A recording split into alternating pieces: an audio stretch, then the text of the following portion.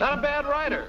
You think so? Mm-hmm. Good style, nice imagination. I think he's a very talented man. Well, thank you very much. Oh, it's nothing really. There's room B, room A. Wonder where room E is. How should I know? Are you going to the Waterbury lecture? No, I'm not. Let's find out where she's going. Oh. Excuse me. I'm sorry. Where's the Waterbury lecture, do you know? Aren't you Owen Waterbury? Yes, I am. How do you do? Follow me. Where are you taking us? Room E.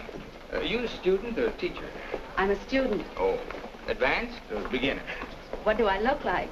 Well, You look very advanced to me. Oh, Mr. Waterbury, good evening. how do you do, Mr. Gilbride? You're right on time. We almost didn't get here. I was doing his laundry, and we had to wait for it to dry. His underwear is still wet. I brought a friend, Mr. Ronnie Hastings. Oh, how do you do, Mr. Hastings? Hey, let me get you a chair. No, never mind. I'll sit in the bleachers.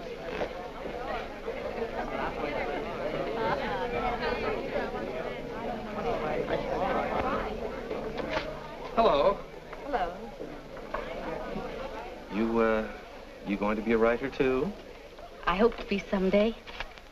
Well, this lecture should help you a great deal.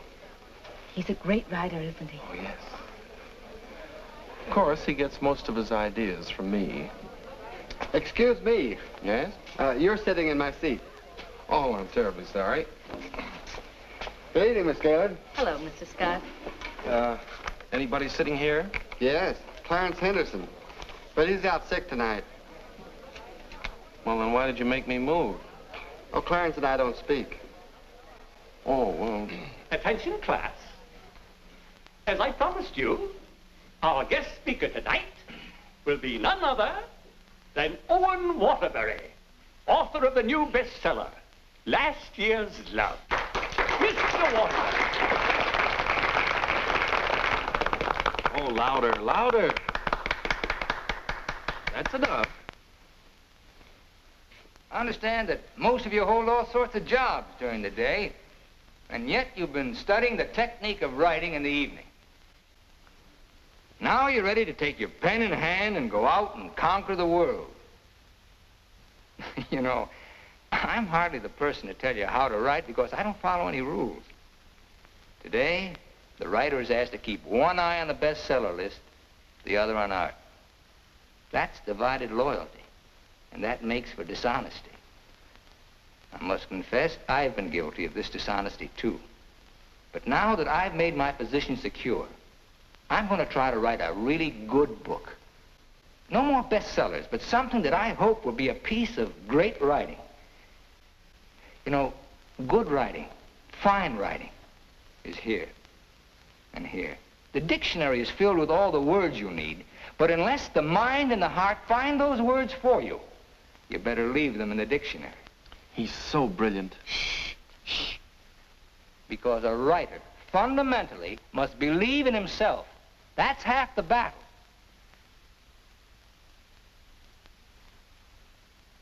I'd like to interrupt my little talk for a moment to say that I'm going to be in a position to help somebody here in this class. Beginning tomorrow, I'm going to need a secretary. I've already placed the request with the University Placement Bureau, and man or woman, whoever qualifies, will get the job. That's very nice of you, Mr. Waterbury. Well, it's not a big job, but the surroundings will be wholesome. And you'll be able to serve your apprenticeship under someone who's already established. Well, so much for that. I remember when I wrote my first novel. It took a lot of work. I starved, lived in a little back room, all the while consoling myself that I was going to be another poet. So you're really going to work for Owen Waterbury? Well, I was offered the job by his personnel manager. I've heard a lot of weird stories about Owen Waterbury. Oh, you hear weird stories about any famous person. Why, last night his talk was actually inspiring. Steve, do you realize you've been here 5 years? Well, isn't that a little too long for anyone with my ambition? Where does Mr. Waterbury do his work? Well, his personnel manager said in his apartment. Apartment? Well, you can't expect a writer to work in an office, Mr. Harris. I want to write, and I think he can show me how. Who knows? After a year with him, I might even be autographing copies of my own book in one of your bookstores. By taking a course in Owen Waterbury. And getting paid for it at the same time. I'm going to miss you, Steve. Oh, no, you won't. After a week, you won't even know I've gone. Not true, but good luck anyway. Well, I could make a big speech, but I think you know how I feel about everything. You've been wonderful to me. I understand. Steve. Yes? Call me sometime, will you? We'd like to know how you're getting on. I'll call you tonight, after I get the job.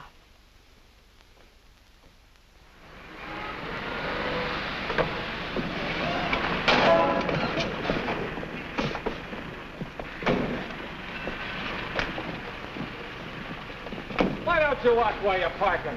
Well, you can back up, can't you? You got to reverse. Never mind, Bill. Just save your energy for upstairs. Smart guy. Hand me the bag, Bill. Yes, ma'am. I'll take it upstairs for you, man. Anything drives a cab these days. Apartment 3E. Thank you. Now, just remember, Bill, if he says one word that's out of line, just one word, I want you to bop him right on the jaw. They might take my license away. Not for protecting a lady. Well, come on, in or out, in or out. You know, I hit pretty hard. The harder, the better. Is he a big guy? 6 feet of bluff. I'll cut him down. I didn't get this nose for nothing. Are you sure he can fight? He's a writer. Writer? Fighter? Now, remember, if he just so much as opens his mouth... Don't worry, I'll shut it up. I got a bigger mouth than he's got. I've come for my things. And what's the objection? Evidently, he has none. Follow me, Bill. Now then, I want you to take all the things out of that drawer and put them into that bag. Yes, ma'am. No, not the drawer, just the things.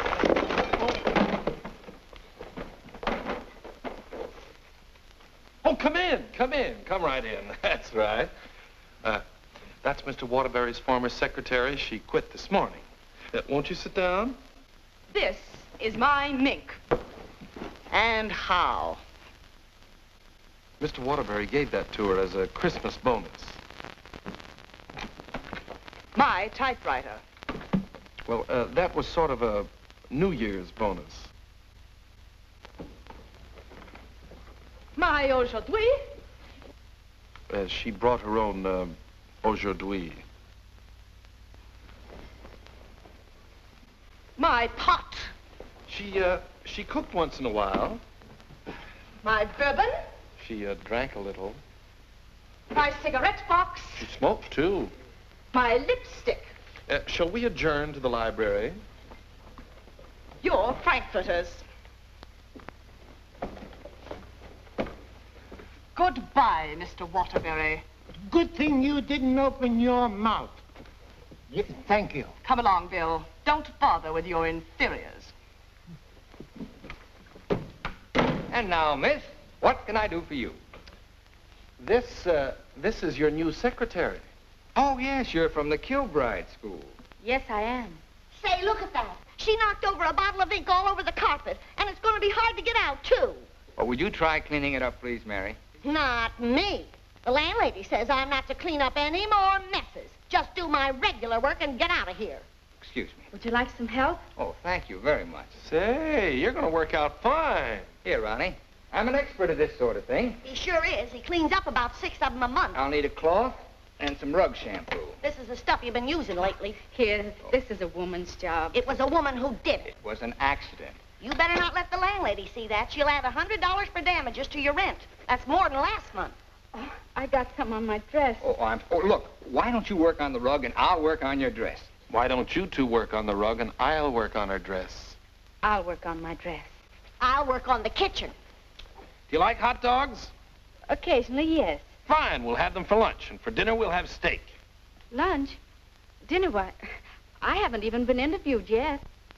What's your name? Stephanie Gaylord. What do your friends call you? Steve. Oh, that settles it. I think she should be hired. How are you on shorthand? 120 words a minute. Do you do laundry? From my own, generally. Well, you're going to have to learn to do silk shirts, 120 a minute. I'll do the cooking. And eating. Do you live here, too? No, I live next door. But he hasn't been there since July. That's because I have no kitchen. Well, we share our kitchen on a cooperative basis. He cooks and he eats. You know, Owen and I went to school together. I was in kindergarten, and he was in the 8th grade. Then I went to high school, and he was still in kindergarten. And then I studied piano and became a character in every Waterbury book. And what were you in last year's Love? I was the chorus girl who studied piano and was very bitter about the world. Where'd you work before? Who, me? I was secretary to Charles Harris. He owns the Harris bookstores all over the country. And how is Mr. Waterbury's latest novel doing? Second only to the Bible. Oh, well, he won't like that. You married, Steve?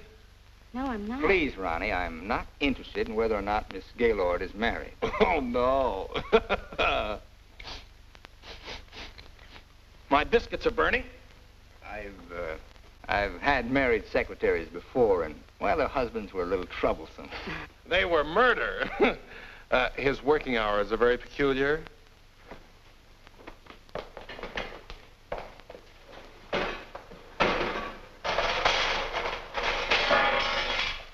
Well, I think we've done a good job. I had such a different impression of what this job would be like. Oh, today was an unusual day. But after this, there'll be no more distractions. I'll go. We're going to work in an atmosphere of dignity and culture. Oh, it's your bookmaker.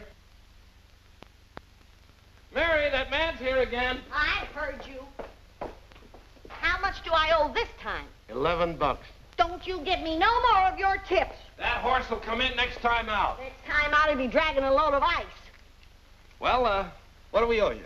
$278 for Owen and $1 for you. Excuse me.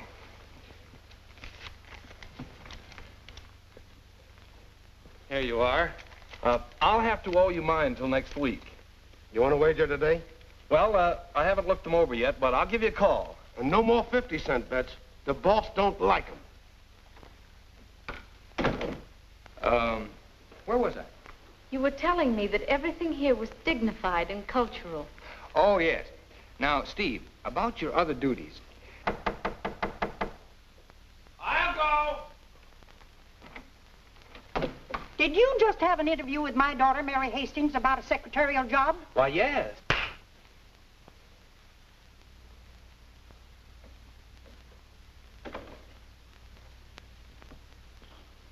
I have a message for you. Well, what's the message?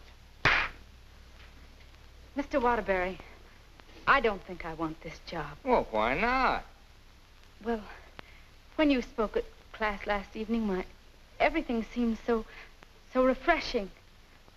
And when I read your novels, they were filled with such quality and high purpose. And I'm afraid all that's spoiled now, so no harsh words, no hard feelings, just get somebody else. Well, if that's the way you feel, Miss Gaylord. Are you walking out on Owen Waterbury? Don't beg the girl to work for me, Ronnie. Just call the agency and get another girl. Now, you know you don't mean that. We both like this one. Are you going to let me out of here, or do I have to call the police? They're here already. I came for the rent. Mrs. Reeves, I just mailed you a check this morning. Oh, you always do that, knowing full well that I only live downstairs. Any damage this month? Oh, it's been a very, very uneventful month. Oh, the carpet again. Yes. Mercy! This fish belongs here. And this duck up here, you throw the whole room out of contour. Mrs. Reeves, if you'll excuse I me... heard some screaming just outside the door. New secretary? Well, yes. You being hired or fired? Miss Gaylord has just been engaged. Oh, too bad, Mr. Waterbury, because something moved in the apartment upstairs would just fill your every requirement. Well, unfortunately, Mrs. Reeves, the job has just been filled. Well, I want you to meet her anyway. Felicia!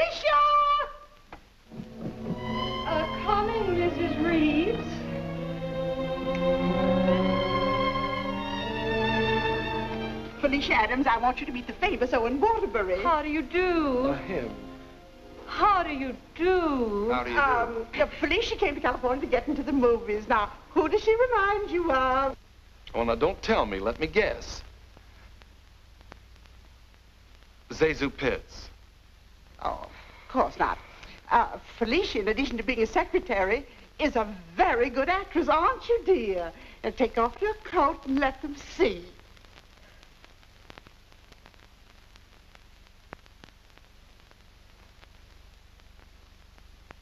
She's got a lot of talent there. I thought you'd think so. I was a model back in Texas, but I came out here for a career. Daddy's financing me. A friend of yours? No, my father. Perhaps Felicia could play the heroine in your next novel when it's made into a movie. She could do that. What's the heroine like? It's a girl from the South. Why, I'm from the South. How perfectly coincidental. She's trying to hook a rich man. She's insincere and a moron. Well, what's worrying you? Well, I'm not so worried about being insincere, but as for being a moron... Oh, now, don't worry about that. You could act like a moron, couldn't you, dear? I could try. Oh, I'm going to dramatic school. Maybe they can teach me to be a moron. If you studied hard enough, yes. It'd take a lot of work. Look, Mrs. Reeves, I haven't even started my novel yet, and it doesn't look as if I'm going to if I'm continually interrupted. Well, we'll leave and let you work. Oh, Ronnie, I'm having a party for 50 guests tonight, and I'm expecting you to entertain for us at 9. Is it informal, or shall I bathe? If you don't care to entertain at my parties, pay your rent. Well, I'm off to the horse show. You haven't got a chance.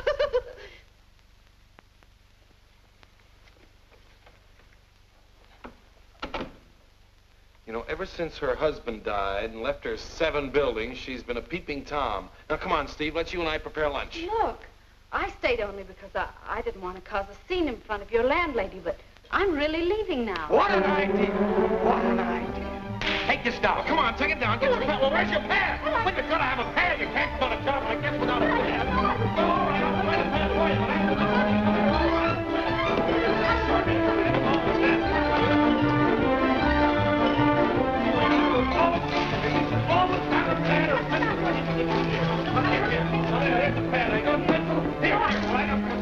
get over there and look for those things.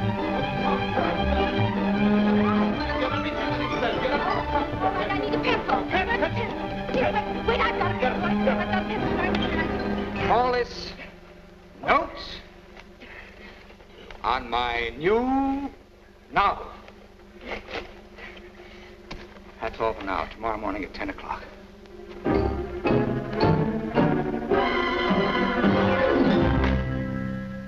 He's incubating.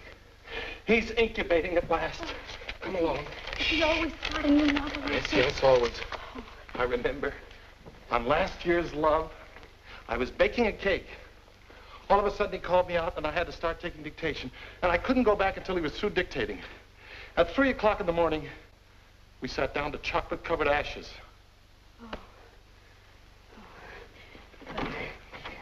Well, I'll see you at 10 o'clock in the morning.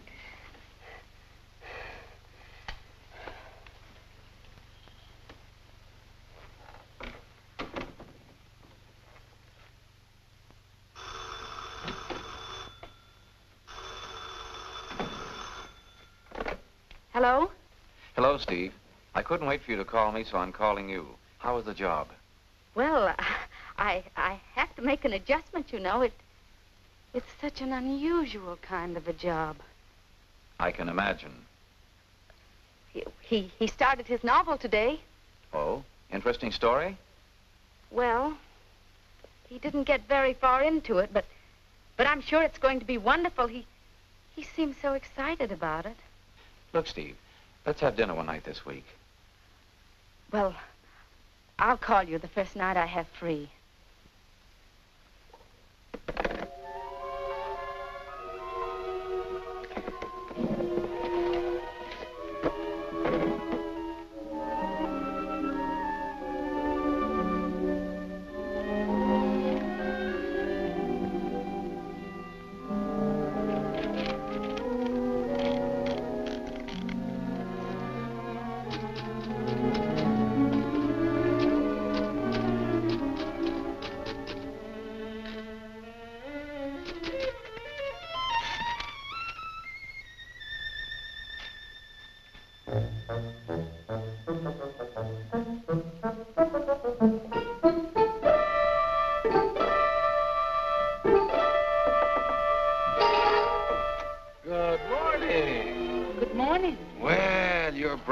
early this morning. It's 10 o'clock. Say, did you ever think how you'd look in mink? Well, I see you've got your pad. Keep your pencil poised. The genius is still dressing. I'm making potato pancakes for luncheon. He's in a sour cream mood today. If you need anything ironed, I'll be in the kitchen ironing. Well, Good morning, Steve. Good morning. Right on time. Let's see, where did I leave off yesterday? Notes on my new novel. Yeah. I'll go.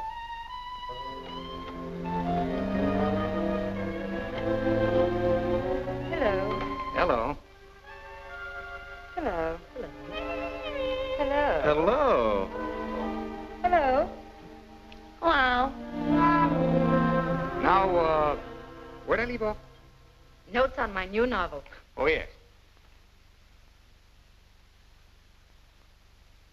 Make that notes on my new novel by Owen Waterbury.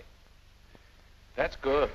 Oh, that's real good. Don't you think that's good? Oh, I like that. Chapter 1, General Introduction of Characters. Chapter 2. Well, I'll do Chapter 2 tomorrow.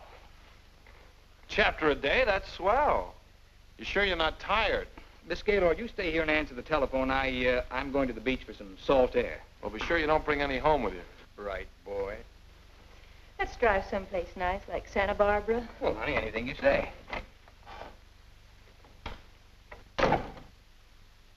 Don't pay any attention to him. He's just trying to make you jealous.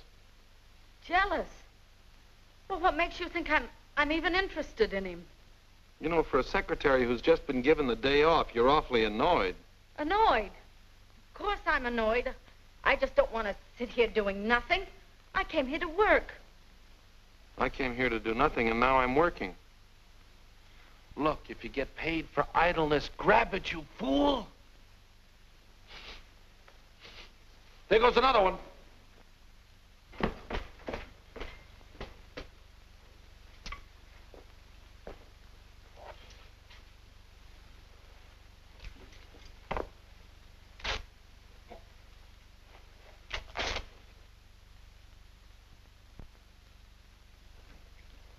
Look, I'd like to ask you a question. Yes? Does Mr. Waterbury intend to write a book? That's a very interesting question. Waterbury's a genius. And what do you think he's doing right now? Incubating. Exactly. And whenever he goes through a mood like this, a great book comes out of him. I'll bet he does a lot of writing tonight. Why, honey, you're jealous. Look, I don't even know Mr. Waterbury.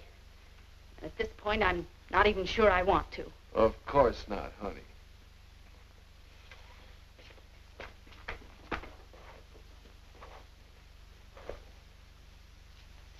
Say, can you tell me what I'm doing wrong? Everything. Here, let me have it.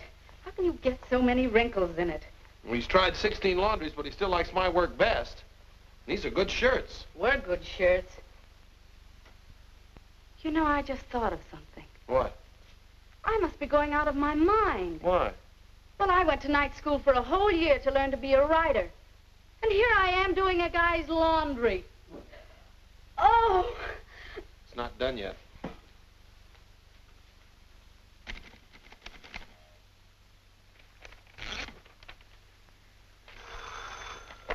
Hello? Miss Gaylord, this is Owen Waterbury. I want you to be here tomorrow morning at 9 o'clock. I've finally gotten the idea. Thank you. You know, Owen, I like that idea. Yeah? I don't think there's a horse in there that can beat him. Never.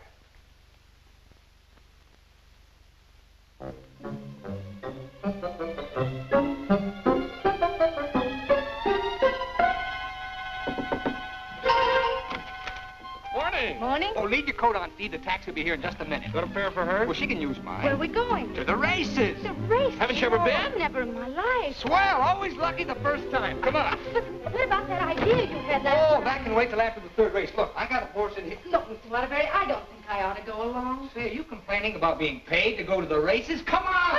Please.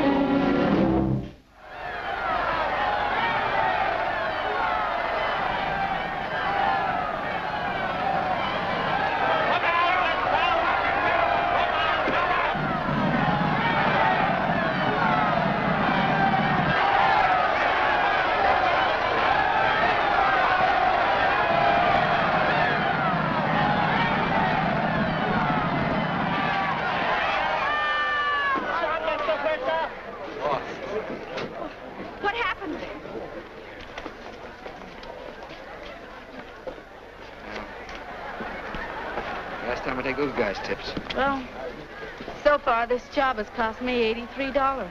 Now, don't worry. I'll see that you get that back. Why should you? I gambled and I lost. Well, losing's good for the soul. We had the 3 best souls in town.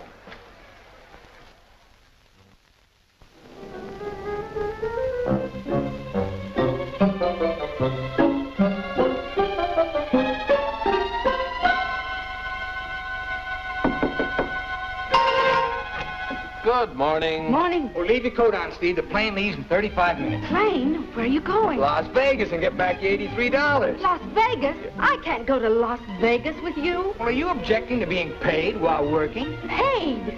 I don't think I can afford to work for you much longer, Mr. Waterbury. Oh, Steve, it only takes an hour and a half to fly. Hey, to catch the evening plane back, you're home in time for dinner. With tons of money. No, I won't. No, I just won't. No, please, please, put me down.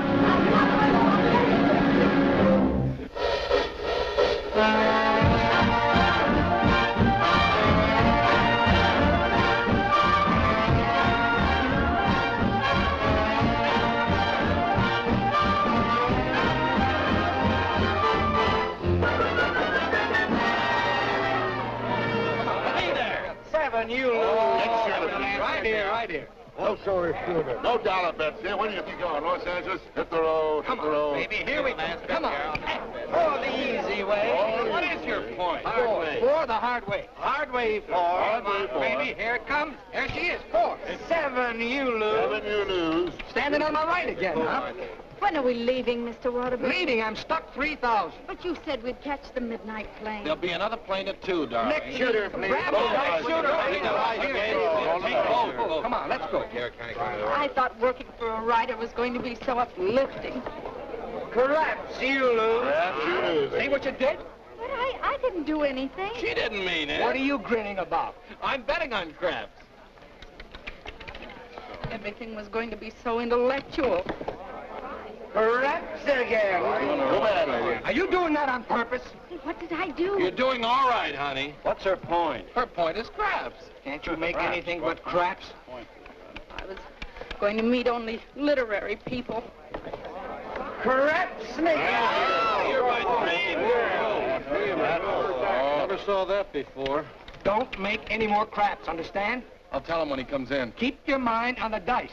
Put this all on 7. She's gonna make this time for once. Let's go. You know, I'm writing a novel too, Mr. Waterbury. It'll be a honey. A 2 and a 1. Correct. 4, 3. Get out of here. That's goodness. What's wrong? Keep your mind on the dice when you roll them. How dare you speak to me like that?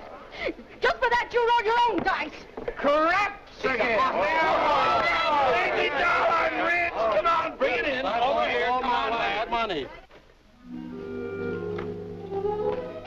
Scared, Steve, where are you going?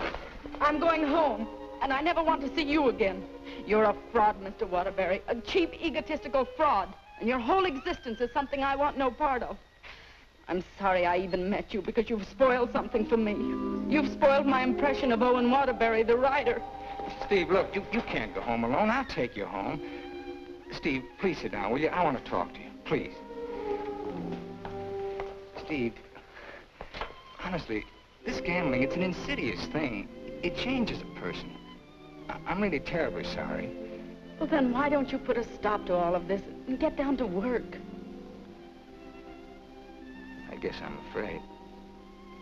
Afraid of what? I'm afraid I'm not the great writer I started out to be. Instead, I'm just a commercial hack. Oh, no, you're not. Didn't you see how everyone at the university treated you with awe and respect? Why don't you write another love story? I'd be going backwards. Backwards? Stick to your last. You know the story of the clown who always wanted to play Hamlet? If you keep telling yourself you're a failure, you'll be one. If I try another love story, will you work for me? If you work, I'll work for you. Thank you. I'm poor again. I just switched to 7s.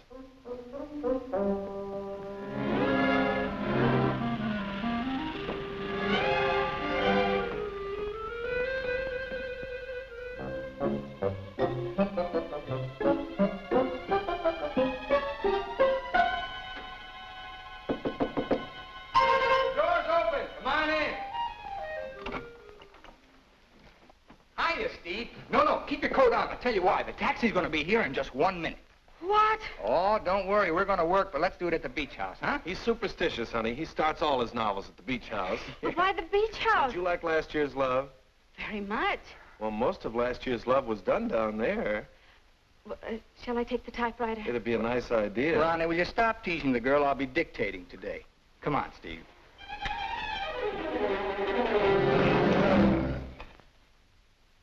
I'll dictate this in outline form, and then I'll polish it up later. Yes, Mr. Waterbury. This is the story of a successful novelist who began to die, morally and spiritually, until a girl came into his life. And then the whole world seemed changed.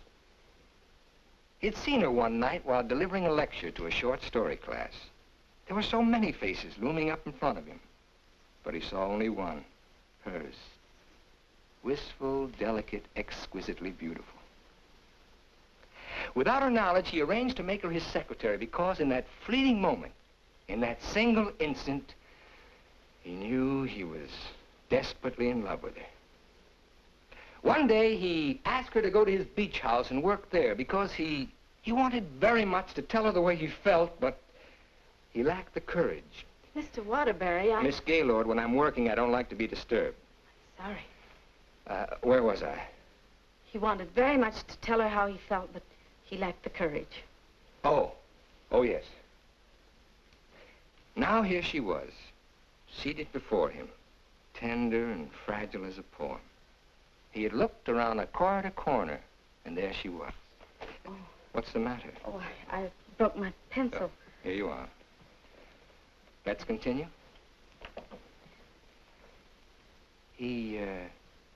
He was tempted to take her up in his arms and sweep her to the summit, but he didn't dare. He knew very little about her, yet there was nothing else he needed to know. As he strode up and down the room dictating, he looked toward her polka dot necktie. What's the matter with you? Nothing. Oh. Where was I? Polka dot necktie. Oh, polka dot necktie. He was impressed by the loveliness of her hair, her soft blue eyes, her delicate mouth. A breathing, living thing that made him exalted and inspired.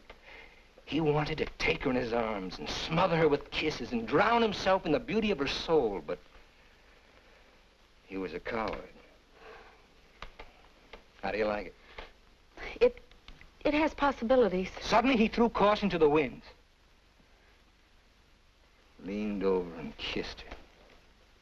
She melted in his arms and offered no resistance. Wordlessly, they held one another in silent embrace. Oh! You've got the wrong girl, Mr. Waterbury. I'm really leaving you this time, and don't you ever try and get in touch with me again. I don't even want my salary check. You can save it for the next victim. And if I ever see one of your books again, I'll burn it!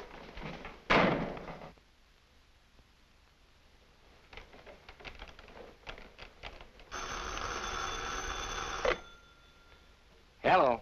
Well, hello, son. I just thought I'd call you and let you know I made dinner for the three of us. And ask Steve if she likes popovers. Steve's just quit. Yeah. I'm dictating a harmless little scene. Suddenly she takes offense, slams me on the couch with a hammerlock, and walks out. Is she insane? Well, I'll call the agency and get them to send over another girl. I better get one who likes broiled chicken, because that's what we have for dinner. Don't call anybody. I'm not going to go to work for a long time.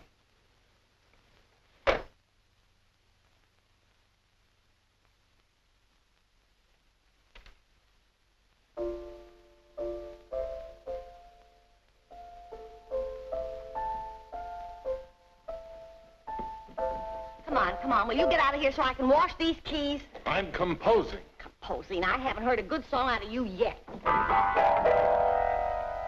That's it. Give me that again. Thank you very much. What are you calling that thing? I got a cold in my nose. Come on, sing it. Oh, Mr. Ronnie, Oh, don't be silly. I just want to hear the quality. Sniff, sniff, here's a handkerchief. Ka-choo, ka-choo, gesundheit to you. Let yourself go and blow. Oh, let yourself go and blow. Sad, ain't it?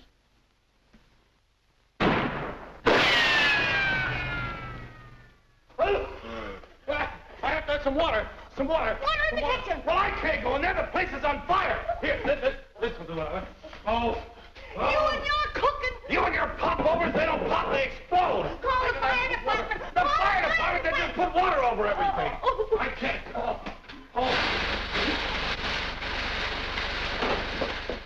I'm going to tell the landlady on you. Oh, I'm going to tell the landlady on you. Well, I'm not going to clean up this mess. All right, just for that, you won't get a piece of pie. What's in that garbage can? Pie? 30 misses out of 31 tries.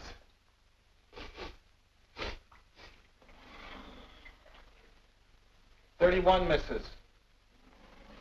Well, at least the roast chicken's safe. What's that?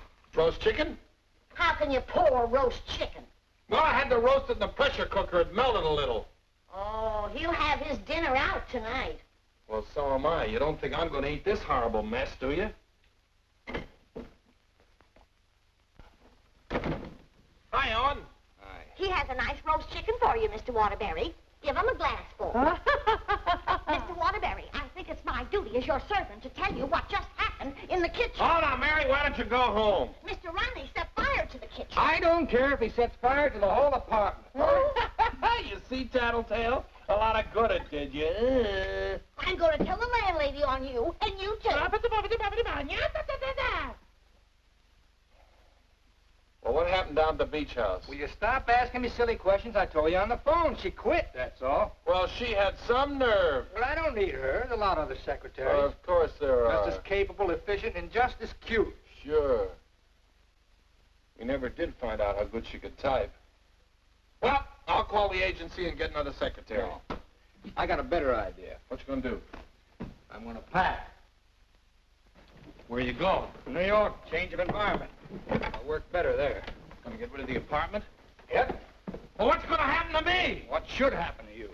That's a very unfair question. Boy, I'm not gonna let a little thing like a secretary throw me off balance. Never in a million years. I got a life to live, too. Wonderful, beautiful, exciting life. I got a book inside me, a great book, full of intensity and scope. Oh, you know something, Ronnie? I'm glad this happened. I'm down to earth now. What happened? Well, you can still use it. Elsie called. She's, sorry she quit in a huff, and she apologized for the cab driver. See? That's what Steve will be doing tomorrow. Calling and apologizing, but I won't be here. Say, what am I running away for anyway? I'm not afraid of her. That's what I like to hear. That's the real Owen Waterbury. Listen, call Elsie. We'll take her out to dinner. We'll take them all out to dinner, a different one each night. I'll go and change my apron and be right back.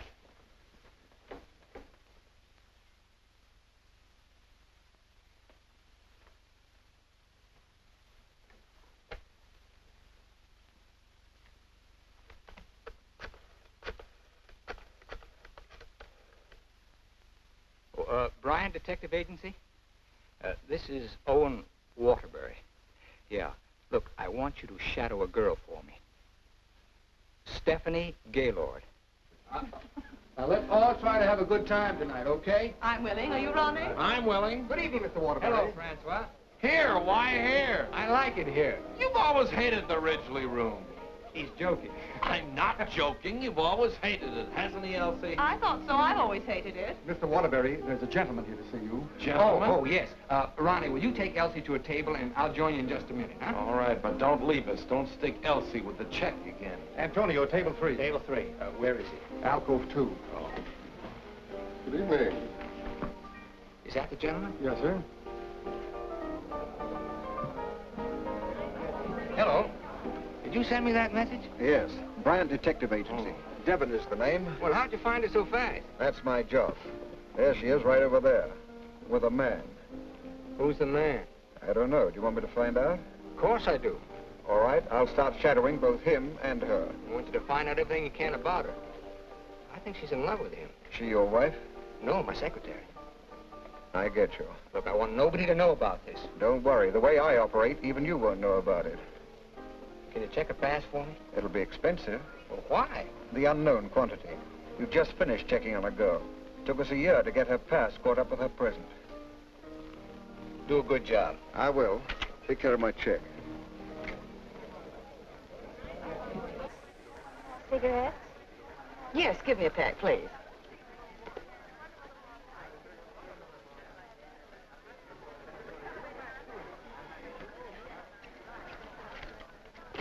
Thank you.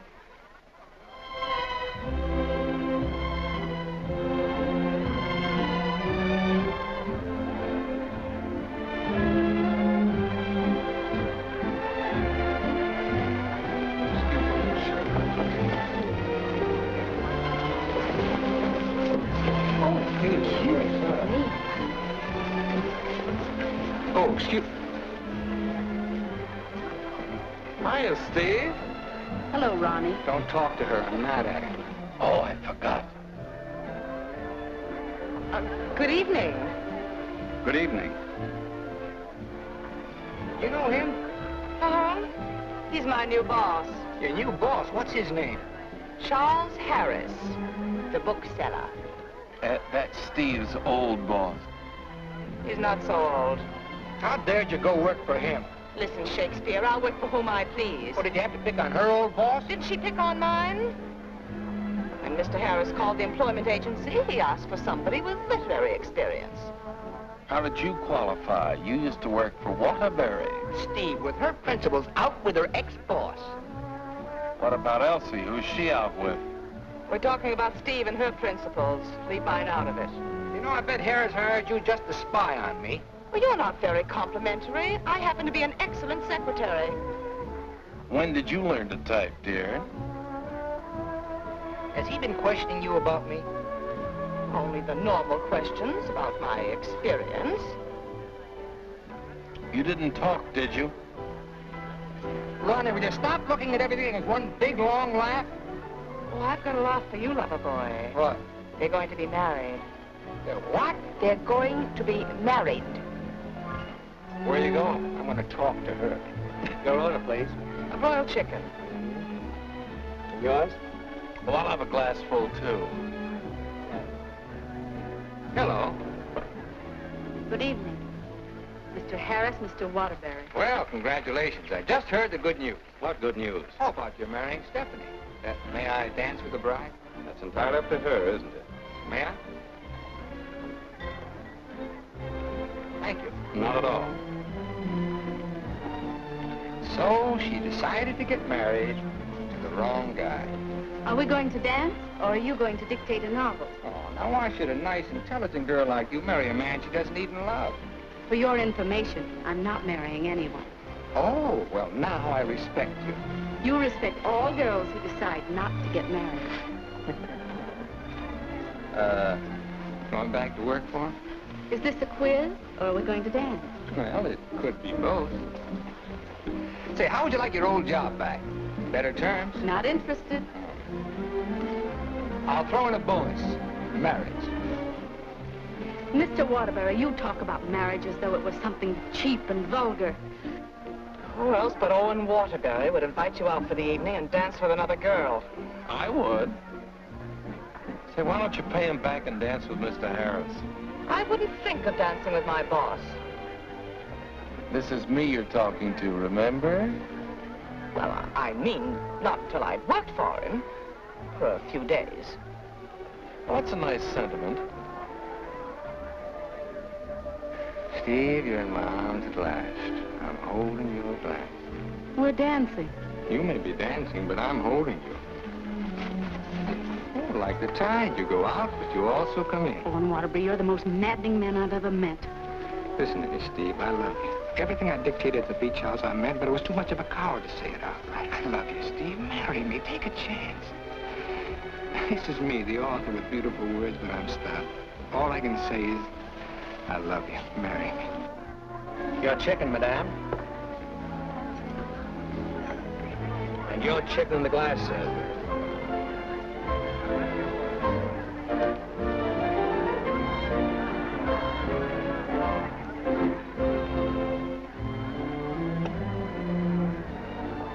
Harris looks lonely.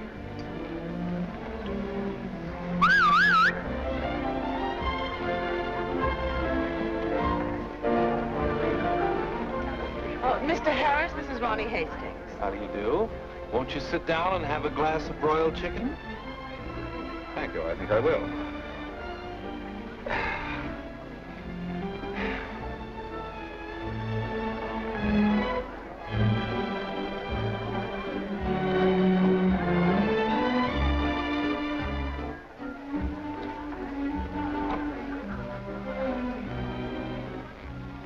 Ever hear the story of the unholy three?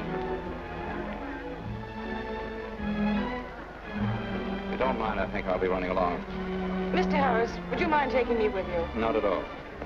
Well, who's going to take me? You watch the floor show.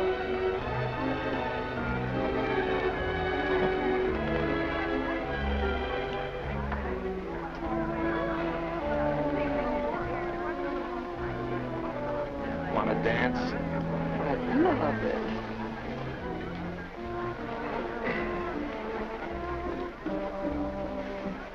Are you a gigolo?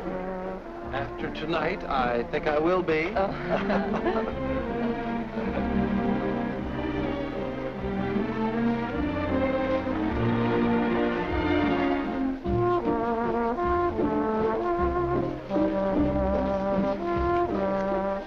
Isn't life strange? When one gets up in the morning, one never knows what one will be doing in the evening, does one? Oh, dear.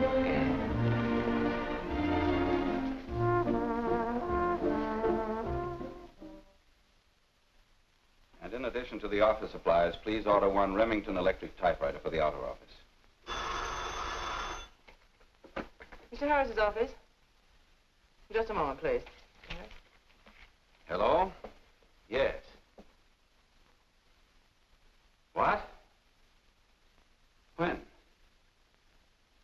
Thank you. Goodbye.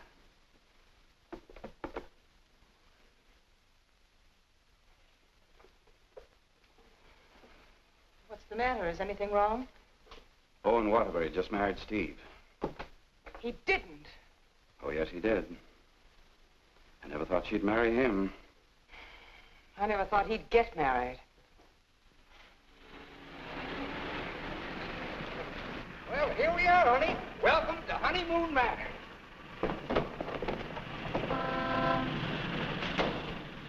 Congratulations! Hi, Ronnie. May I be the first to kiss the bride? Or am I the first? I'm not a very wide-awake bride. Honey, let's get some sleep, and then we'll go over to the beach house, huh? How long you been driving? 24 hours. Las Vegas and back. Oh. Hey, whose bags are these? Oh, those are Felicia's. As soon as I told her the news, she decided to move out. It's a good idea. Darling, this is quite a threshold. 3 stories up. Well, we can use the threshold upstairs. Oh, good idea. Hiya, Felicia. Congratulations. You did very well. She certainly did. I'll get you moved in as soon as I get her moved out. Okay. Why don't you try the building next door, dear? Driver, old lady's home. Whoop. Hello, Mary. Oh, I'm so happy for both of you. Well, thank you, Mary. Very sweet of you. Yes, darling. Hello, darling. Hello, dear. Votre bagage, madame et monsieur? I made a wedding breakfast. Spaghetti and meatballs. Look, Ronnie, I know you're trying to be helpful, but, well, this is our honeymoon, and, well, we'd like to be alone. Oh, sure, sure. Say, Steve, be nice to him, will you? He's my only means of support.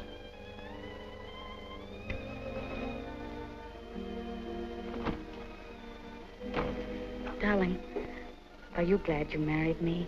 Oh, what a question to ask me now. Well, it was on the spur of the moment, and you do change your mind so. Darling, I'll never change my mind about you. You're the first nice thing in my life. Could you tell me where is apartment 3E? Who are you looking for? Isn't that the business of the people in apartment 3E? It's the next apartment down the hall, sir.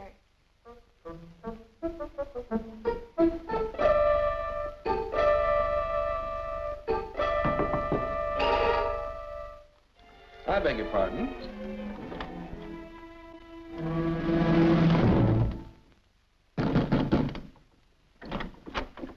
Yes, and what can I do for you? I have a message for Mr. Waterbury. Well, I'm afraid Mr. Waterbury can't be disturbed just now. He's a little busy. My name is Devaney. Will you tell him the woman he's interested in got married?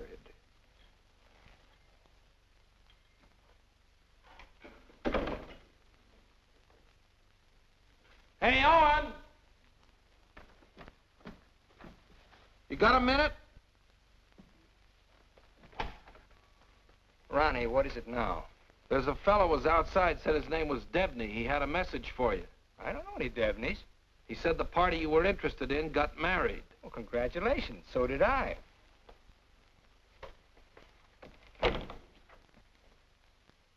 Darling, whom were you interested in who got married?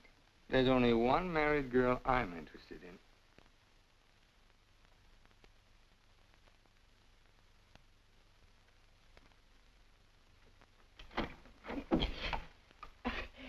You tell Mr. Waterbury I want to see him right away, and I mean immediately. Owen! Horrible Hannah's here. We call you that affectionately, dear.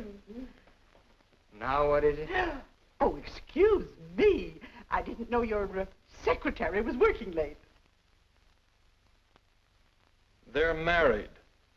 Married? Well, as his wife, she might as well be in on this.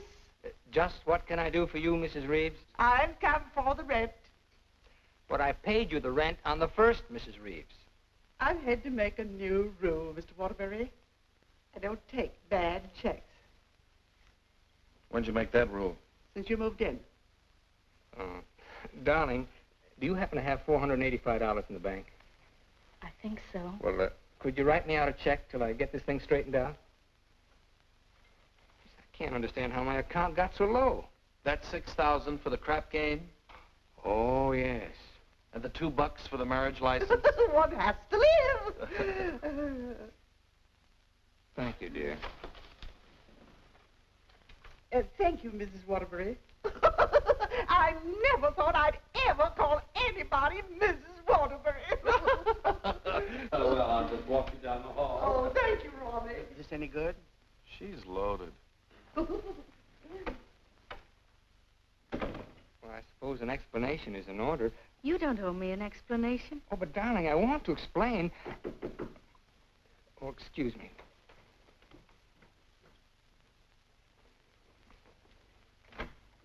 Hello, Owen. Oh, hello, Dick. Congratulations. We just heard. Well, thank you, Bertie. Congratulations. Thanks a lot. Oh, darling!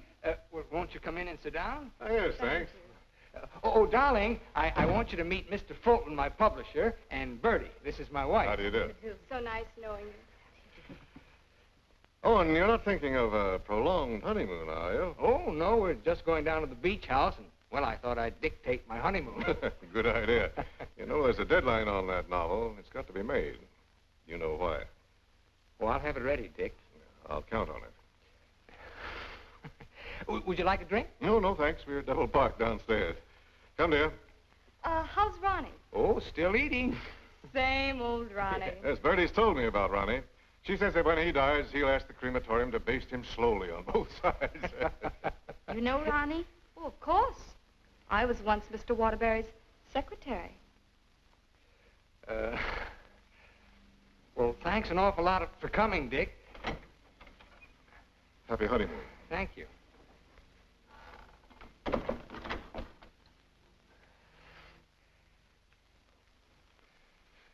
Darling, why did Mr. Fulton look at you so accusingly?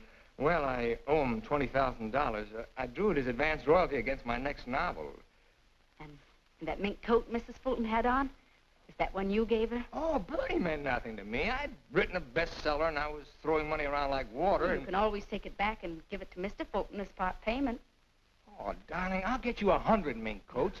Darling, I don't think I can afford 100 mink coats. After all, paying your rent will keep me broke. Honey, did you marry me for my money? No, but I'm beginning to think you married me for mine.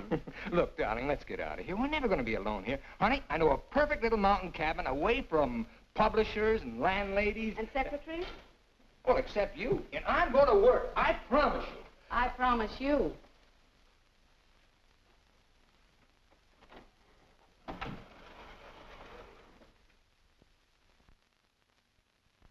How long did you work on this book, Owen?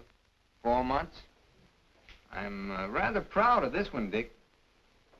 Where's Mrs. Waterbury? Oh, Steve's down at the village getting groceries. She wants to prepare you one of her special dinners. Well, I'm afraid I can't stay for dinner. I have to catch that next train back. Dick, let's drop the suspense. How'd you like the book? I'm going to let you have it right between the eyes, Owen. You don't like it? I hate it.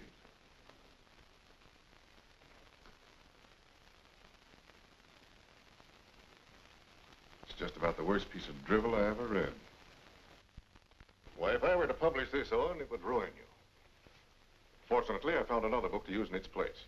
What's the matter with me, Dick? Am I through? Of course not. Every top-flight novelist has a bad book in him. But how am I going to pay you back your money? Well, don't worry about that. I'm sorry, Owen. Darling, I got some of that wonderful venison. Why, hello, Mr. Fulton. It's so nice seeing you again. Miss Waterbury. Do you like venison? Well, I'm afraid I can't stay. Oh, why not? I've got some very important business in town. Well, I'm very sorry. I was going to fix you one of my special dishes. Oh, I'm sorry. Well, some other time. Goodbye, Mrs. Waterbury. Goodbye, Mr. Fulton. Goodbye, Owen. Goodbye, Dick. He doesn't like it. No? Do you think he's right? He's always been right. Until he married Bertie. Oh, what's that got to do with it? Well, maybe he's changed. Ever think of that? Maybe he sees you through different eyes. Oh, you talk like a fool. Oh, and let's face it. Your book is now being published by a man who sees his wife in your arms on every page. He thinks that girl in there is Bertie in you. You're a child. Bertie meant nothing to me. He doesn't realize that. And he's still a human being, even if he is a publisher. And he's a man. Let's get away from here tonight. Tonight? Oh, and you blame me, don't you? Oh, not really, Steve. It's just that it's so distracting to have a man's wife as his secretary, too. I've got to try another book fast, and now I'm going to have to get myself another secretary. So I'm fired, is that it? Oh, Steve, it'll be better for both of us if I work by myself. It'll give you a chance to work on your own book. I'll make dinner.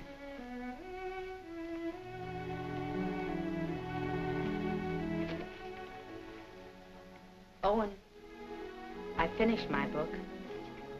Oh, you did? Well, I'd like to read it. It's been on your dressing room table for 2 weeks. Oh, well, I'll read it on the train. Don't bother. Oh, you're hurt. No, I'm not. You call and get tickets for the train and send Ronnie a wire to get you a new secretary.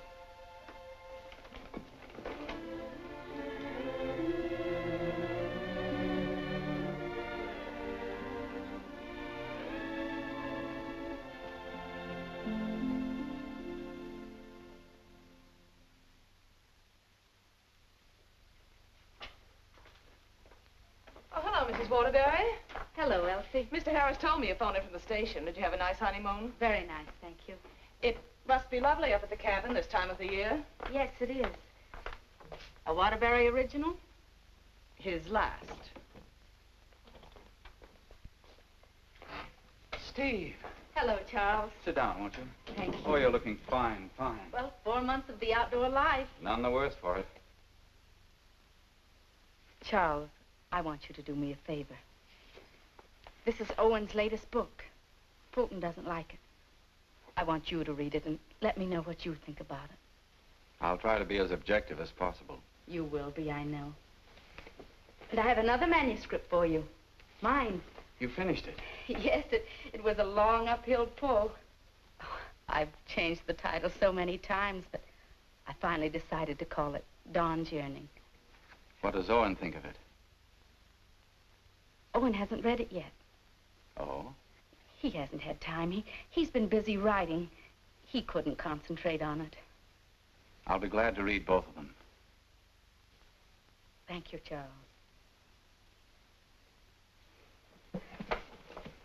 Goodbye, Steve.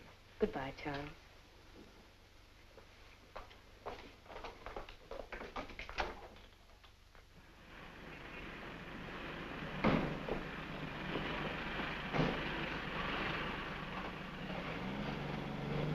I was on the 3rd floor, but I can't find the Waterbury apartment. Well, here's Mrs. Waterbury.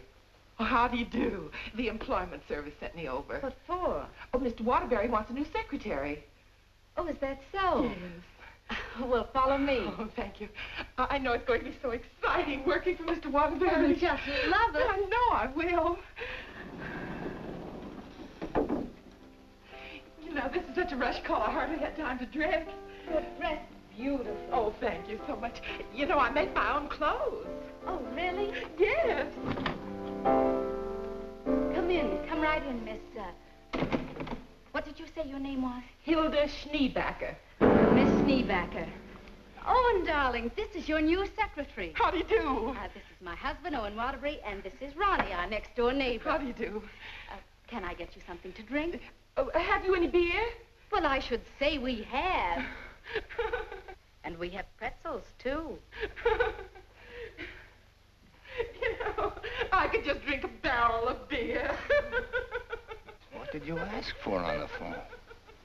I thought they knew our account. Dope. Oh, don't bother.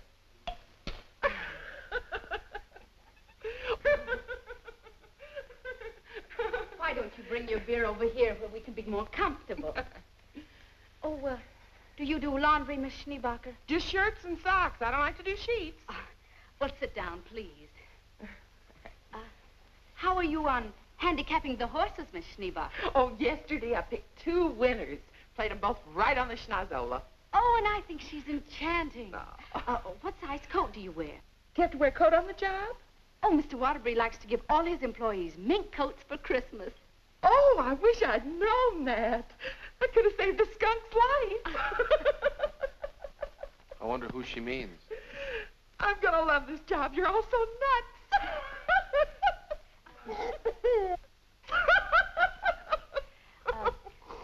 Do you object working late hours, Miss Schneebacher? Not at all. A room with a girlfriend. I haven't seen her since New Year's. Miss Schneebacher, I'm afraid this job is going to be a little too much for you. But why, Owen? Well, you see, several parts of my new novel are mostly in French, and, well, I'm sure you don't speak French, do you, Miss Schneebacher? Studied it for 6 years. Once I had a French boyfriend. We had no trouble. Yes, but how's your shorthand? Shorthand? I don't take shorthand. You don't take shorthand? Well, no. The agency said this was strictly a typing job. Oh, no. This is mostly a shorthand job. But I could learn it. No, I'm that afraid not. Well, guess that lets me out. Leave the glass, please. Oh. Thanks for the beer.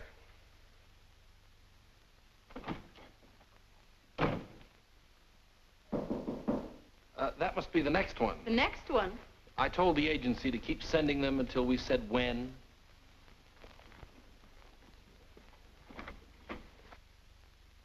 How do you do? Is this apartment 3E? Yes, it is. Does a Mr. Owen Waterbury live here? Yes, he does. I'm Owen Waterbury. Oh, Mr. Waterbury, the agency sent me. Dawn O'Malley. That's right. Won't you come in, Miss O'Malley? Thank you. Won't you sit down, Miss O'Malley? Thank you. Oh, this is my wife. How do you do? How do you do? You take shorthand, of course. Yes, 120 words a minute. Oh. Do you speak French, Miss O'Malley? Mon mère, elle était française. Et mon père aussi. Vous avez raison, elle est pas pour le travail. Dites-moi, Mademoiselle O'Malley. Are you married by any chance? Yes, I am. But the divorce comes final next week. I see. When would you like me to begin? You have begun. Oh, thank you. Steve, shall we prepare lunch and leave them alone? I think they'd like to get to work. All right.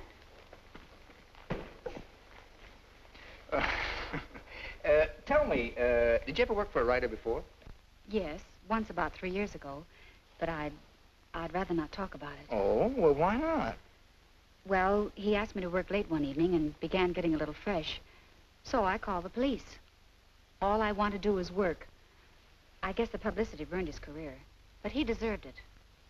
Don't you agree? Yes, I do. How about lunch, Miss O'Malley? Oh, I've already eaten, thank you. And you, darling? No, thanks. I'll skip lunch today. You will just love living in this building, Mr. Scott. And you'll just love the Waterburys. They're so bohemian. Crude. I'll go. Oh, hello. Hello, Mrs. Waterbury. I want you to meet your new neighbor, Sylvan Scott. He's moving that little bachelor apartment upstairs that Felicia used to have. Yes, I know, Mr. Scott. Hello, Stephanie. How nice. Come in, come in. Now, I want you to meet the important member of the family. This is the great Owen Waterbury. Oh. How do you do, Mr. Waterbury? How do you do? This is The horrible Ronnie Hastings. Hello. new secretary. Yes, she was just hired and I was just fired. Mr. Scott's a writer, too. My building will be just crawling with them. Yes, Mr. Scott and I went to night school together. We sat next to each other. Mr. Scott used to be a ball player. Just look at those shoulders. And they're not padded either. Well, what do you know? Sylvan writes that wonderful radio program called John's Mother's Lover. John's mother's sweetheart. Oh, yes. Tell me, confidentially, is John's mother going to marry her sweetheart? No, John's father objects. John has no father.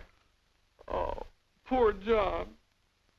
Sylvan, you'd better rush upstairs and start to work on that radio program. You mustn't neglect John. Well, I'm in a little trouble. You see, my secretary just got married. Oh, what on earth are you going to do? I don't know. I could help you, Sylvan.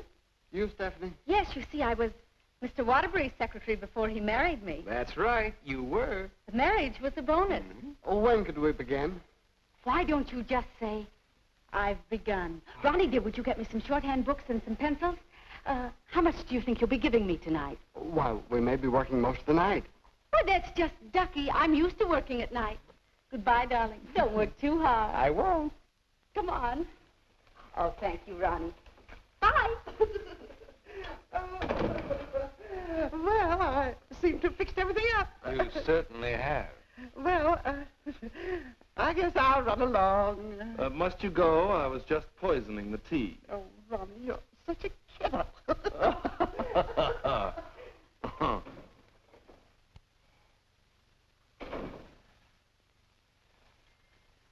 You know, you're gonna really like it here, honey child. Watch your hands. I don't tolerate familiarity from anybody, and I mean anybody. I once ruined a man's career, and don't you forget it. Miss O'Malley, you may have the day off. Why don't you make it a year? But I haven't even begun yet. Oh, that's all right. You get paid just the same. Oh, well, all right. What time tomorrow? Oh, any old time. Suit yourself. But I don't understand. Well, how about noon? All right. Thank you.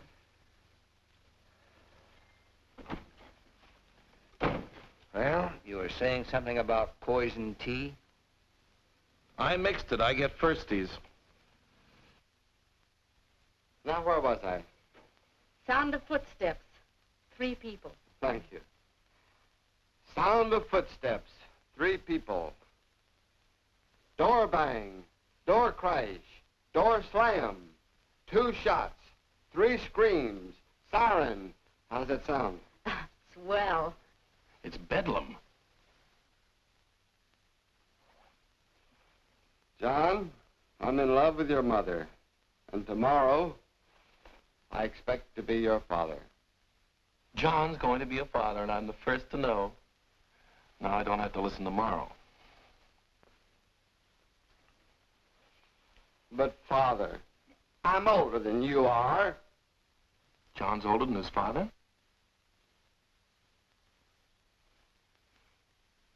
What happened? That's what I'd like to know. I don't know. But don't you worry, Miss Waterbury. I'm not going to do anything.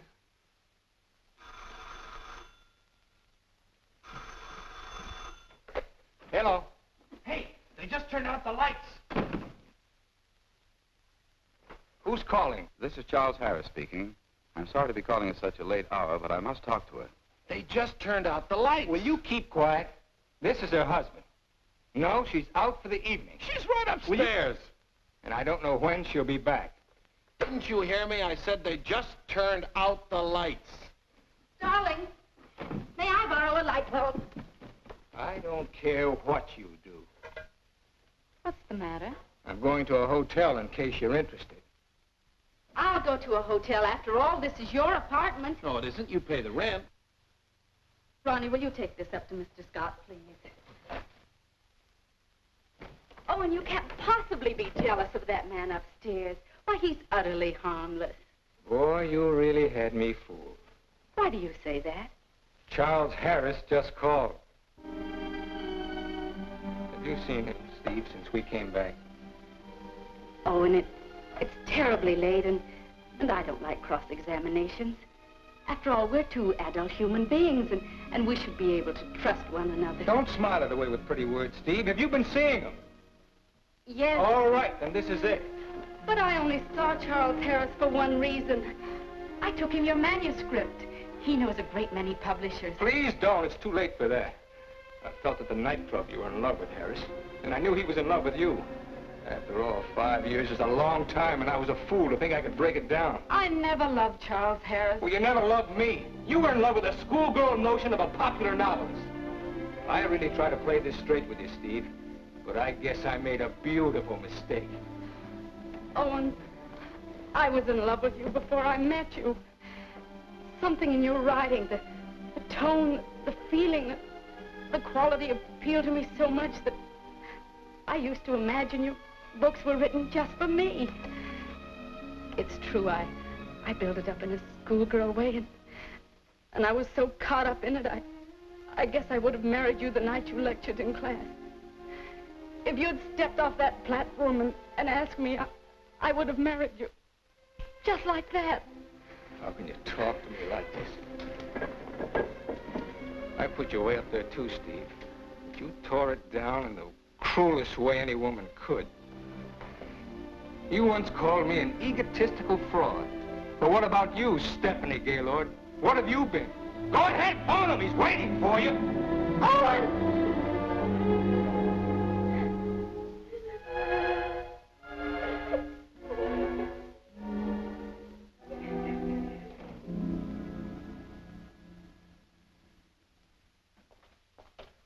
Good morning, Mrs. Waterbury. Good morning, Elsie. I have an appointment. Yes, I know. Mr. Harris has a surprise for you. Won't you come right in? Steve. Good morning, Charles. Stephanie Gaylord, this is Mr. McNally, Mr. Hudson, Mr. Burke of the Literary Times. How do you do? How do you do?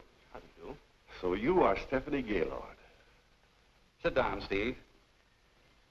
This is a big morning in your life, Steve.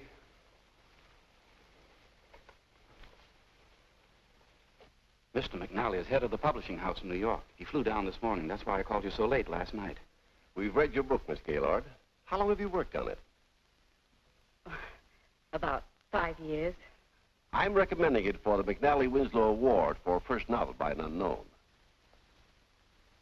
I didn't know you were going to show my manuscript to anyone.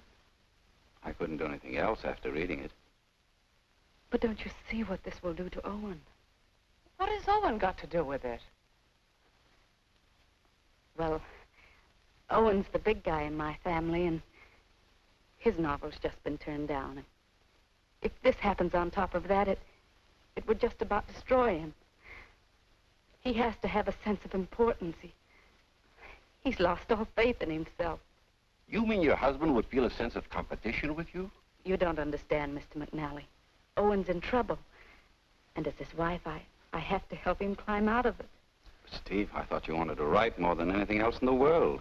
I thought so, too, before I married Owen. What about Owen's manuscript? Did you read it? Yes, it isn't bad. It's good. But it doesn't have what this has. This has greatness.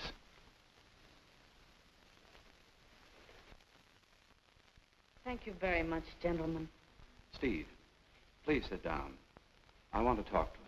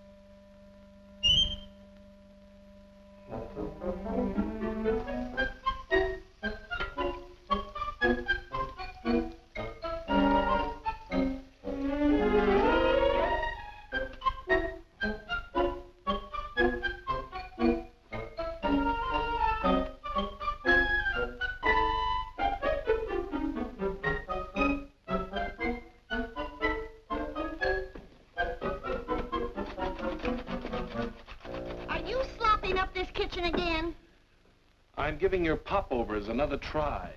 Well, give me time to call the fire department. No, Miss O'Malley. That's not the line I gave you. I'm sorry, Mrs. Scott. All right, let's try it again. Yes, sir. John, Mother, I've changed my mind. I don't like your sweetheart. Mother, well, I like him. That's all that matters. John, as your son, I refuse to approve the marriage.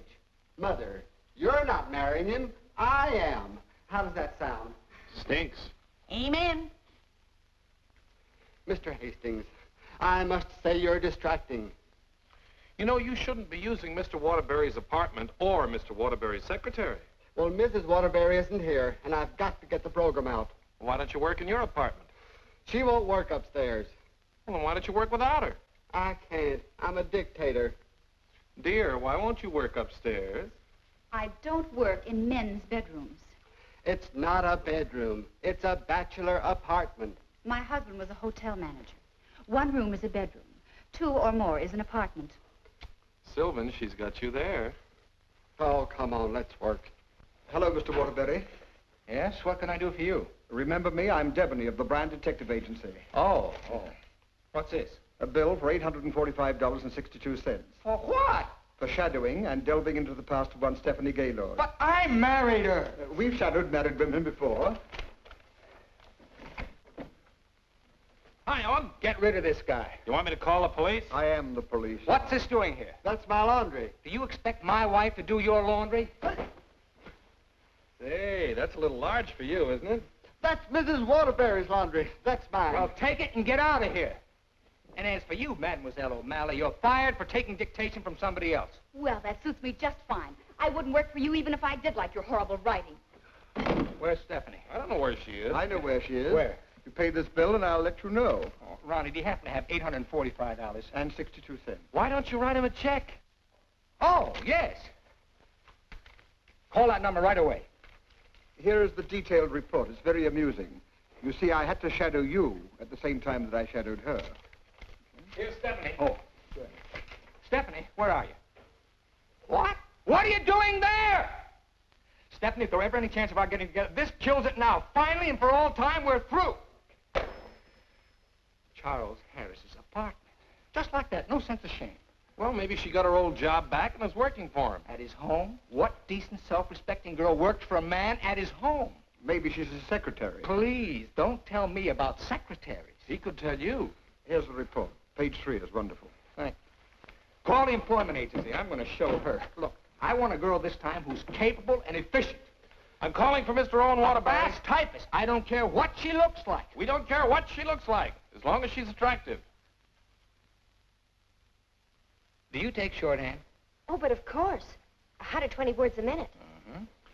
And, what did you say your name was? Miss Pigeon. Her name is Miss Pigeon. Everybody says I'm flighty. Where did you work before? I'm just out of secretarial school. I think it would be wonderful working for you, Mr. Waterbury. You see, I hope to be a writer myself someday. Oh. Have you ever been married? Oh, no. Never. And you have no objections to working on weekends? Oh, not at all. My time's completely my own. And you think Mr. Waterbury's just wonderful? Mm-hmm. This is a clay pigeon. I've come for my things. Follow me, Bill. I know just where to go. I want you to take everything out of that drawer and put it in that bag. Right. I knew you'd come back. But it's only for a moment. Where's the mink coat? I didn't get a mink coat. Come into the bedroom, Bill. What's the matter? Short of minks? Say, haven't you been here before? Sure. I came with the other one. I got a cab stand downstairs now. If you need a cab, just open the window and holler. Well, I'm going to do a lot of hollering now. That's his former secretary. Get my bag and things out of the closet. Oh, so Bill. you're not in love with Harris, but you go to his apartment. You wouldn't let me explain, and now I'm not going to. Explain? What kind of an explanation could you make anyway? It doesn't matter anymore. You're right, it doesn't matter anymore. Isn't she getting awfully personal? What a wonderful typist. Charles Harris's apartment. Just like that. Just like that. Anything else, miss? Yes, my picture.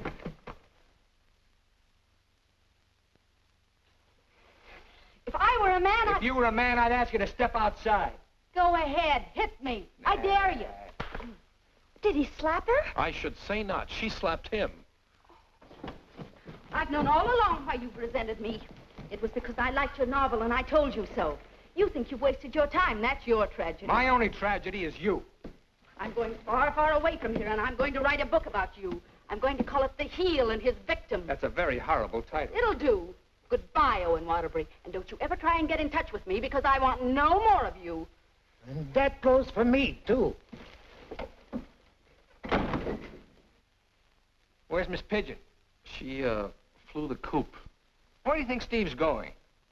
I think she's going to marry Harris. Harris. I'd like to see that little worm. I'm going to. Now, where are you going? I'm so mad I could get married. You know, I think I'll have to. Well, whom are you going to marry?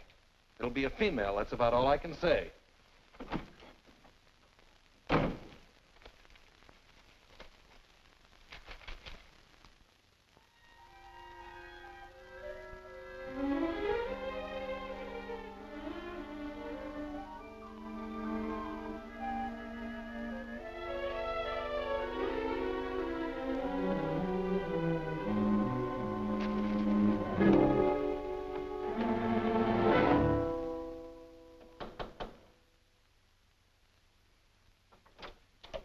I'd like to see Mr. Harris. Your name? Owen Waterbury. Excuse me, sir. And excuse me. I didn't mean to disturb you and my secretary. Your former secretary. Oh, I didn't know you were in the middle of dictation. Your sarcasm is quite uncalled for. Of course, I don't have to tell you what I think of a man who behaves this way with a secretary.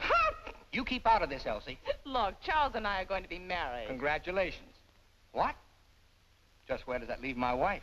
How do you suppose she's going to feel about this? She's in love with you, you know. You never deserved as fine a girl as Stephanie anyway. You know, Harris, I've always wanted to tell you that I really think you're a crude person. Your motives are very obvious. You've given me a lot of grief ever since I married Stephanie, and I came up here to tan your hide. So put up your hands and defend yourself like a man. Oh, you can't nobody's hide.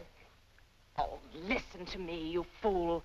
Why do you think Stephanie came up here in the first place? Because she wrote a novel and Harris wanted to have it published. But she didn't want that.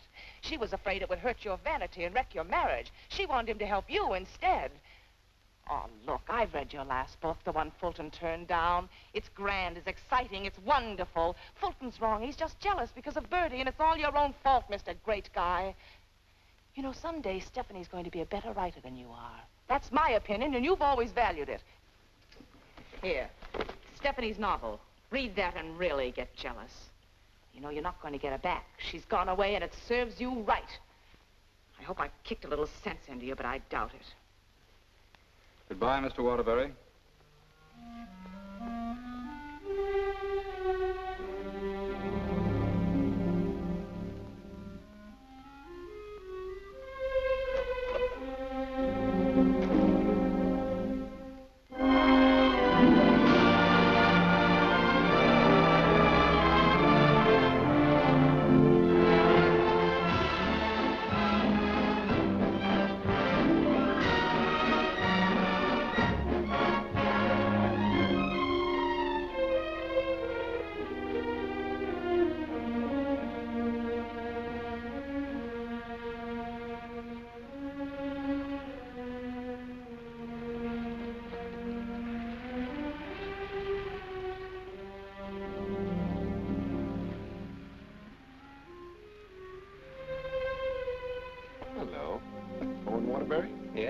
I've got to serve you with these papers. What for? Suit for divorce from Mrs. Waterbury. Thanks.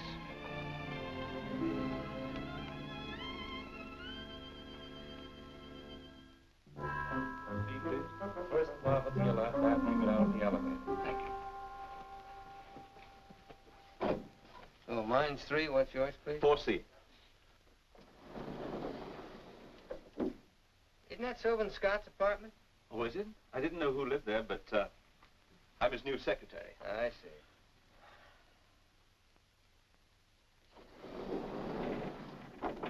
Good luck.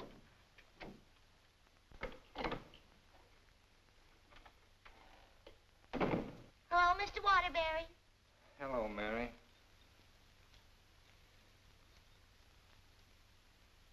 You want a drink? Well, I guess so. Mary, did you see Ronnie around? Well, I haven't seen Mr. Ronnie in about 3 days. But I heard tell he got married. Married? Gee, that's funny. He didn't even invite me to the wedding ceremony. Me neither. Ronnie gets married. I'm getting a divorce. Did you know that, Mary? Mrs. Waterbury's divorcing me. I sure was sorry to hear that, Mr. Waterbury. She was an awful nice person. So was you. At times. Thank you, Mary. Well, I see Scott's hiring a new male secretary. Oh, Mr. Scott doesn't live in this building anymore. He moved out yesterday. Oh. Well, who moved in up there? Mrs. Waterbury. Steve? Yes, she's a big writer now. Well, of all the nerve, I'll fix hers. She can't do this to me.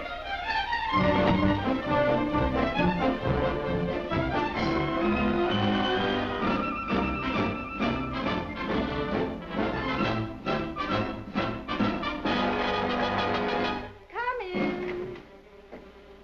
Yes, what can I do for you? Out. But I said get out. But I don't understand. Don't you listen to him. This is my wife. You're his wife? I'm trying very desperately not to be. Didn't you get the divorce papers today? You're still my wife until the final decree, and that takes a whole year. Are you still here? I said get out. Mr. Simpson, you come back here tomorrow morning at 9 o'clock. You'll come back here never. If I find you here again, I'll throw you out on your ear. Hiring male secretaries right under my nose. Right over your nose, dear. And don't be cute at a time like this. Why'd you take this apartment anyway? Because it was the only one I could find, and Mrs. Reeves was kind enough to let me have it. Oh, sure, sure. I thought you'd think I was chasing you, Owen Waterbury. But my living here need cause us no embarrassment. We can be friends, meet in the hallway, and exchange polite little hellos.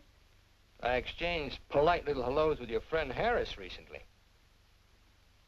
Elsie was there. She told me all about your book. Well, you didn't want to have it published because of what it might do to me. Silly. I mean, do you think I look upon you as a competitor? Don't you think I can compete with you, Mr. Waterbury?